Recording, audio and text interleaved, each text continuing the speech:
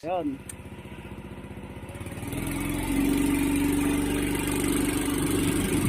Guys, nakasido ako ng kliyente guys. Oh no!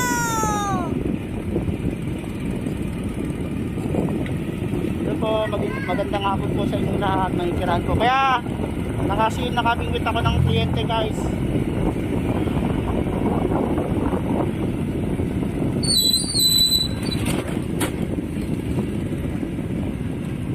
Oops, ya. Sorry na. Ayun guys. Muntik pa nga sa lubong ng higanting ano guys.